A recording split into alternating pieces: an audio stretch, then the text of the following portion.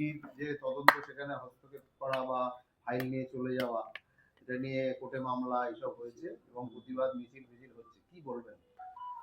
প্রথমত একজন মুখ্যমন্ত্রী আসলেন বা মমতা ব্যানার্জি আসলেন বা একজন মহিলা আসলেন, ইডি সেখানে রেড করেছেন, সেখান থেকে এসে নির্দিষ্ট কিছু ফাইন নিলেন, বেরিয়ে চলে গেলেন একটা বাড়ি থেকে আর একটা অফিস থেকে।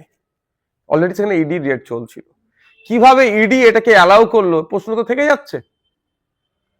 আমার মনে হচ্ছে কোনো একটা জায়গায় যেন নতুন করে আবার সেই বাইনারি তৈরি করা হচ্ছে বিজেপি আর তৃণমূলের। পশ্চিমবাংলায় ক্রমশ বিজেপি এবং তৃণমূল অপ্রাসঙ্গিক হয়ে যাচ্ছে। তাদেরকে প্রাসঙ্গিক করে তোলার জন্য হয়তো ইডি বা সেন্ট্রাল এজেন্সি এই ধরনের তৎপরতা দেখাচ্ছে এবং সেখানে গিয়ে ফাইল নিয়ে ছুটাছুটি হচ্ছে। এখন দেখার বিষয় যে এই মামলাটা কতদূর এগোয়, কারণ ইতিপূর্বে দেখলাম চার্জশিটে অনেকের নাম এসে গিয়েছে। চার্জশিটে অনেকের নাম আসার পরেও সেই তার বিরুদ্ধে ব্যবস্থা গ্রহণ হচ্ছে না। একে বোঝা যাচ্ছে কোনো একটা যেন বোঝাপড়া আছে। আর দ্বিতীয়ত ইডি এসেছে, ইডি রেড করেছে, সেই জন্য গতকালকে এবং আজকেও রাজ্যের বিভিন্ন জায়গায় প্রতিবাদ মিছিল হচ্ছে।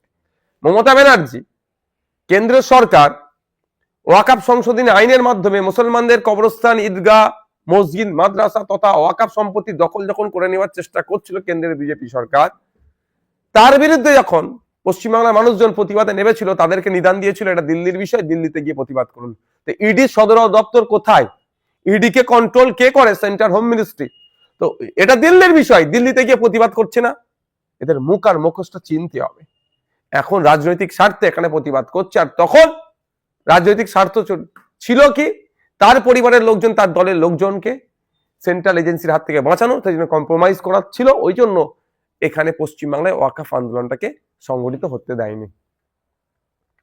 আজকে হুমায়ুন কবির সাহেব এসেছিলেন, সাবির সিদ্দিকী এবং ইব্রাহিম সিদ্দিকীর সঙ্গে দেখা করলেন, তারপর আপনার বাড়িতে এসেছিলেন, আপনাকে এবং আপনার ভাইয়ের সাথে কথা বলার চেষ্টা করলেন, কিন্তু কার্যত এখান থেকে আপনার সঙ্গে দেখা না হয়েই দেখলাম উনি বেরিয়ে গেলেন।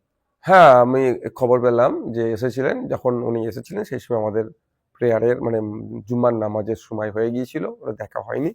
তো ফুরফুরা শিল্পী যে কেউ আসতে পারেন। ইতিপূর্বে বিভিন্ন রাজনৈতিক দলের নেতারা এসেছিলেন, একটু জানিয়ে রাখি সবার জ্ঞাতার্থে। বাপি লাহিড়ী মহাশয় এখানে বিজেপির শ্রীরামপুর লোকসভায় বিজেপির পক্ষ থেকে তিনি ক্যান্ডিডেট হয়েছিলেন, তিনিও ফুরফুরা শিল্পে এসে ঘুরে গিয়েছিলেন।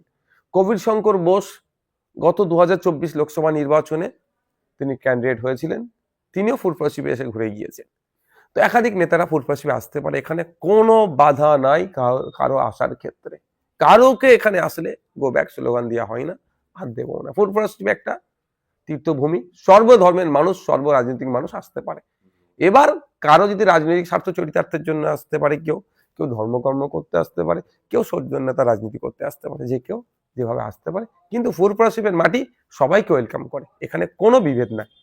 বলছিলাম দাদা, আলিবর্দি স্ট্রিটে এক উত্তরগামী গিয়েছিলেন এবং কথাবার্তা হয়েছে এবং হুমায়ুন কবিরও বলছেন যে আপনাদের সঙ্গে জোট করে লড়াই করা, সেখানে আইএসএফ এর হয়ে আপনি হুমায়ুন কবির সাহেবের রাজনৈতিক দলের সাথে আইএসএফ এর জোট হবে কি হবে না ইতিপূর্বে আমরা একাধিকবার বলে দিয়েছি। আমাদের অবস্থান আমরা ক্লিয়ার করেছি, কি কি শর্ত ছিল সেগুলো আমরা বলেছি, দ্বিতীয়বার সুতরাং বলার প্রয়োজন নেই। আর আমরা আমরা আলিমুদ্দিন স্ট্রিটে গিয়েছিলাম, তাদেরকে আমরা একটা লিস্ট দিয়েছি, তারা আমাদেরকে একটা প্রতি উত্তর দেবে, যদিও এখনো পর্যন্ত তার দেওয়া সময় হয়ে ওঠেনি, অবশ্য তারা খুব তাড়াতাড়ি দেবে আশা করছি, তারপর আলোচনা হবে। আর থেকে যাচ্ছে, আমি আমার আবারও অবস্থান স্পষ্ট করে দিচ্ছি, 2026 লোকসভা নির্বাচনে আমরা চাই যে বিজেপি এবং তৃণমূলের বিরুদ্ধে যত সেকুলার ফোর্স আছে তারা ঐক্যবদ্ধ হোক বিধানসভা নির্বাচনে, 2026-এর বিধানসভা নির্বাচনে।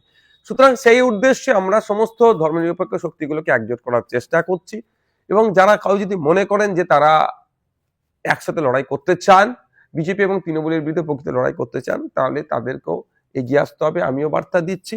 এবং সাথে সাথে দেখুন, একটা ডেকোরাম মেনটেন করা দরকার।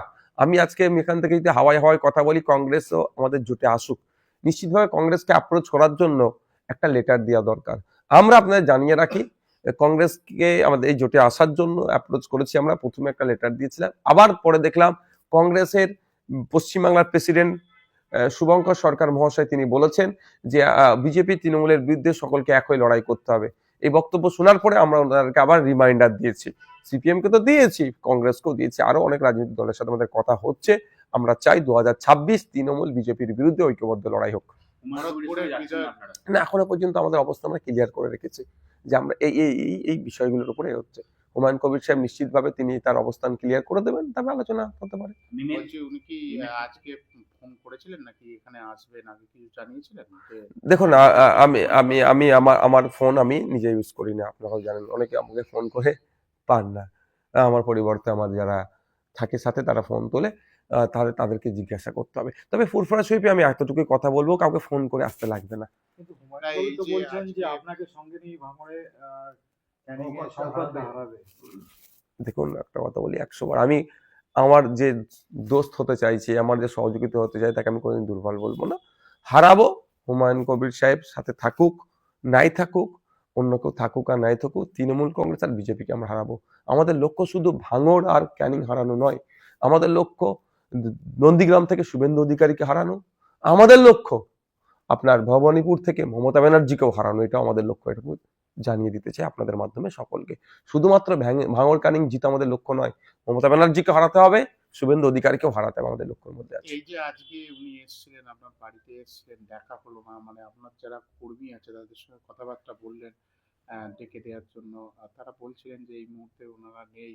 আমরা যে সময় এসেছিল, প্রার্থনার হ্যাঁ, সময় হয়ে গেছে। আমরা তখন নামাজে চলে তো, গিয়েছিলাম। আপনার বাড়িতে এসেছিলেন যেহেতু, আপনি কি এরপরে ওনার সঙ্গে ফোনে যোগাযোগ করা বা এরকম কিছু করবেন? মানে দেখুন, আমি একটা কথা বলি, দুটো বিষয়ে লক্ষ্য হচ্ছে এখানে। যদি এখানে ফুরফুরা শরীফে আসে, একটা হচ্ছে ফুরফুরা শরীফের পীর সাহেব আছেন, যার তার স্মরণে আসেন এখানে। আর একটা ফুরফুরা শরীফে আসতে পারে নওশাদ সিদ্দিকীকে দেখা করার জন্য, রাজনীতির নেতাকে। এবার কোন উনি উদ্দেশ্য নিয়ে এসছে তো আমি জানি না, উদ্দেশ্য স্পষ্ট হলে সেটা আমি কথা বলবো। কেন কথা বলা যাবে না? কথা বলতে তো কারো এ লাগে না, কি বলে আপনার, অসুবিধা নয়। আমার বাড়ির মেহমান তিনি, ফুরফুরা শরীফের মেহমান, কথা বলতে অসুবিধা কোথায়? এখানে কোনো বাধা মানে এ নেই, মানে কোনো অচ্ছুতের ব্যাপার নেই। এখানে আমি আবারও বলছি, এখানে ফুরফুরা শরীফের মাটিতে আপনার কি বলে কবির শঙ্কর বোস মহাশয় এসেছেন, কল্যাণ ব্যানার্জি এখানকার এমএলএ এমপি, সিনাশিস বাবু এখানকার এমএলএ, তারাও ফুরফুরা শরীফের মাটিতে এসেছেন, বা প্রদীপ ভট্টাচার্য স্যার থেকে শুরু করে, অধীর বাবু থেকে শুরু করে, আব্দুল মান্নান সাহেব থেকে শুরু করে, আরো মানে বড় উচ্চ নেতৃত্বরা এসেছেন। মমতা ব্যানার্জি ফুরফুরা শরীফে এসেছেন। ফুরফুরা শরীফে যে কেউ আসতে পারে। কোনোদিন দেখেছেন ফুরফুরা শরীফে তাকে কোনোদিন অপমান করেনি? আপনার গত বছরই তো আপনার অভিষেক ব্যানার্জি মহাশয় ফুরফুরা শরীফে এসেছিলেন, কেউ তাকে একটা কটু শব্দ বলেছে? করেনি না। এটা ফুরফুরা শরীফের মাটি, এটা করতে পারে না। কিন্তু আজকে হুমায়ুনের আশাটা তো অন্য একটা প্রেক্ষিত রয়েছে, একটা জোর বার্তা তিনি দিচ্ছেন। আপনার সঙ্গে দেখা করতে পারলেন না তিনি, কিন্তু তিনি বলছেন যে আপনাকে চান বিজেপি তৃণমূলকে হাঁটাতে। মানে আপনারা যেটা চাইছেন সেটা উনিও চাইছেন, এবং সংখ্যালঘুদের প্রতি যে অন্যায় অবিচার হয়েছে এই রাজ্যে সেই কথা তুলে ধরছেন। 1 ফেব্রুয়ারি ব্রিগেডের ডাক দিয়েছেন, সেখানে 10 লক্ষ মানুষের জমায়েত হবে বলছেন, সেখানেও আপনাদের আহ্বান করছেন। কি করবেন? দেখুন, আমি একটা কথা বলি, আমরা মাইকে মিডিয়ার মাধ্যমে অনেক কথা বলবো, কিন্তু অফিসিয়ালি কমিউনিকেশন করাটা জরুরি। এখনো পর্যন্ত কোনো অফিসিয়ালি কমিউনিকেশন আমাদের সাথে হয়ে ওঠেনি। অফিসিয়ালি চিঠি আসুক, এটা আমি কি বললাম যে আমি আমাদের অবস্থানটা, আমি তো আমার একার কথা, আমাদের পার্টিটা চলে না, একটা গঠনতন্ত্র আছে, একটা কমিটি আছে। সেই কমিটির কাছে তখনই প্রস্তাব রাখা যাবে বা আলোচনার টেবিল তৈরি হবে তখন, যখন একটা অফিসিয়ালি কমিউনিকেশন হবে। কারণ মমতা ব্যানার্জি মাইকে অনেক কথা বলেন, কিন্তু গভর্নমেন্ট অর্ডারে দেখেন দেয় না। আপনি কদিন আগে আনএডেডকে এডেড বলে করে দিয়েছিলেন, 55 কোটি টাকা নাকি বরাদ্দ করেছেন, এ কথা গল্প শুনিয়েছিলেন 2021 সালে। আজকে 2026 সাল, কলকাতায় দেখুন সল্টলেকে আজকে 25 দিন তারা এই ঠান্ডায় রাত যাপন করছে, মানে প্রত্যেক দিন তারা অবস্থান বিক্ষোভ করছে, মানে কন্টিনিউ করে যাচ্ছে ঠান্ডাতে। তারা আনএডেড থেকে এডেড হতে চাইছে, কিন্তু মমতা ব্যানার্জি নাকি 2021 সালে এডেড করে দিয়েছিল। তো ওটা মুখে বলেছে, অফিসিয়ালি গভর্নমেন্ট অর্ডার এখন আসেনি। সুতরাং অফিসিয়ালি কমিউনিকেশনের একটা গুরুত্ব থাকে। আপনি বলছেন যে অফিসিয়ালি চিঠি দিলে আলোচনা হতেই পারে। অফিসিয়ালি কমিউনিকেশন করুক না, তারপরে আমাদের পার্টির মধ্যে আমরা আলোচনা করব। 10 তারিখে বাবরি মসজিদের নির্মাণ শুরু হবে, পীরজাদা হিসাবে যদি আপনাকে ডাকেন, যাবেন? দেখুন, আমি একটা কথা বলি, আমি যে থেকে রাজনীতির ময়দানে এসেছি, আমার অ্যাক্টিভিটি আপনারা দেখেছেন। আমি কি মুডে পলিটিক্সটাকে করতে চাইছি, সুতরাং সেই মুডে আমি পলিটিক্স করে যাব। মন্দির মসজিদ তৈরি হবে, 100 বার হবে, কেউ সেটাকে আটকাতে পারবে না। কারণ আমরা ভারতবর্ষের মানুষ ম্যাক্সিমাম ধর্মনিরপেক্ষ, যেমন তাদের ধার্মিক মানুষ আমরা। নাস্তিকরাও ভারতবর্ষে মাথা তুলে বাঁচার স্বাধীনতা আছে। সুতরাং কেউ যদি মন্দির করে, কেউ যদি মসজিদ করেন, সেখানে আপনি আমি বাধা দেওয়ার কেউ আটকাতে পারবো না। এবার হচ্ছে কথা, নওশাদ সিদ্দিকী পীরজাদা কি প্রয়োজন কেন হবে? যদি পীরজাদাদের আশীর্বাদ লাগে, এখানে 100 জন পীর সাহেব পীরজাদা আছে, না, যদি এবং আপ্যায়ন করেন, নামি দামি পীর সাহেব পীরজাদা আছে। আপনাকে যদি ডাকে। আমি সব যখন আপ্যায়ন করবে তার পরিপ্রেক্ষিতে আমি উত্তর অবশ্যই দেবো।